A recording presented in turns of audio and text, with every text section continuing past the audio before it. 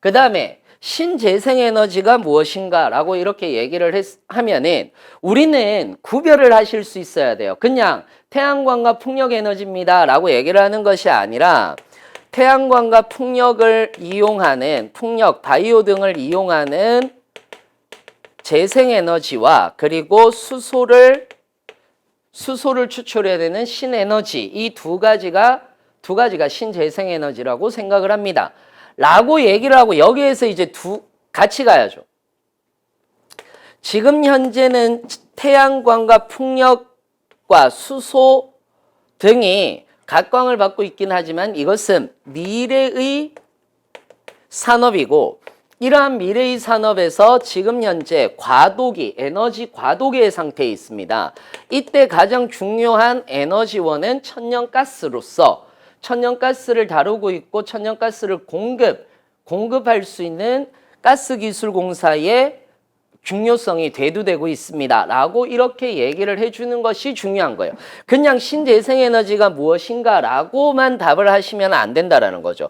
왜 천연가스? 뒤에 가면은 항상 직무와 관련해서는 천연가스와 관련된 내용들이 같이 들어가 주시는 것이 가장 중요하다. 라고 이렇게 여러분들이 보시면 됩니다.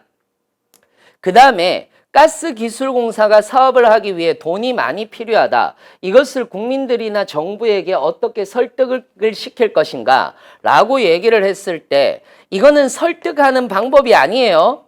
설득 방법에 대해서 얘기를 하는 것이 아닙니다. 아니라 꼭 필요하다는 것을 인지시켜야 되는 부분인 거죠. 꼭 필요하다라는 것을 인지시켜야 되는 부분이기 때문에 뭐에 대해서 얘기를 하는 겁니까? 까기공의 역할에 대해서 여러분들이 알고 있는지 모르고 있는지, 즉 까기공에 대해서 여러분들이 알고 있는지 모르고 있는지를 여러분들한테 묻고 있는 거예요. 그러니까 까기공의 역할이라든지 중요성이라든지 이런 것들을 굉장히 그러니까 이러한 것들을 이야기를 어느 정도 해주셔야 되는 거죠. 이거하고 같은 말이 당사에 대해 아는 대로 말해봐라 라고 얘기를 하는 거예요. 여기에서 우리가 앞전에 배운 9대 미래 핵심 기술 기술과 관련되어서는 반드시 여러분들이 이야기를 해주셔야지 된다라는 거.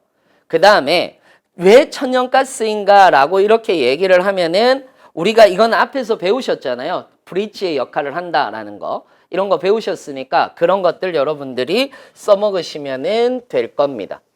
그래서 전부 다 뭘로 연결이 됐나? 까기공이 하고 있는 사업으로 연결이 되는데 왜 천연가스가 중요하냐까지도 여러분들이 이야기를 해주시면 훨씬 더 좋은 거고 여기에서 조금 더 나가셔서 수소경제 또는 수소에너지와 관련돼서 이야기를 해주셔도 좋은 포인트가 되는 겁니다. 이해되셨죠? 이렇게 여러분들이 보시면 되는 거고요. 그 외에 인성과 관련된 질문들에서 가족 소개를 해보세요 라고 이렇게 얘기를 했습니다. 블라인드 채용인데 가족 소개를 해도 됩니까? 라고 이렇게 얘기를 하는데 여기에서 대부분 조건이 주어집니다. 직업을 빼고 이야기를 해보세요 라고 이렇게 얘기를 합니다. 부모님의 직업을 뺀 상태로 가족 소개를 해보세요 라고 이렇게 얘기를 합니다. 그러면은 어떤 걸 얘기를 하려고 하는 거냐면은 아무래도 가족에 비해서 무엇이 되는 겁니까? 가족에 비례해서 나의 가치관이 설정이 되는 거잖아요. 그러니까 까기공 같은 경우에서는 가치관이 굉장히 중요합니다. 자신의 가치관이라든지 그 다음에 까기공에 대해서 얼만큼 알고 있는지 이런 것들이 굉장히 중요한 거거든요. 그래서 가족이나 가치관, 즉 가풍을 얘기를 해주는 거예요. 그러니까 어떤 가치관을 가지고 계시고 저에게 이런 가치관으로 살아야 된다라고 알려주신 아버지와 그리고 지금 현재도 계속해서 어떤 부분에서 열심히 하고 있는 뭐 어머니 그리고 어떤 부분에서 또 열심히 하고 있는 뭐 누나, 형 또는 뭐 동생 이런 식으로 여러분들이 얘기를 하면 됩니다. 그리고 내가 누이를 바라보는 관점 또는 뭐 누나를 바라보는 관점, 형을 바라보는 관점, 언니 또는 동생들을 바라보는 관점, 이런 관점들을 써주시면 되는 겁니다. 그래서 우리는 이러한 가풍을 가지고 있다. 이것이 나의 가치관에 어떠한 영향을 미쳤다라는 얘기들을 여러분들이 해주시면 훨씬 더 좋은 거겠죠.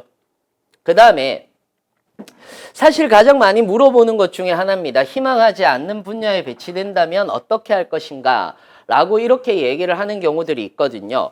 희망하지 않는 분야에 배치된다면 어떻게 할까요? 라고 얘기를 했을 때 여러분들이 가장 중요하게 얘기를 해 주셔야 되는 부분 중에 하나인 건데, 제가 늘 면접 강의를 하면서, 그러니까 면접 토탈 강의를 하면서 여러분들한테 늘 이야기를 하는 것 중에 하나가 뭐냐 하면은 그런 겁니다.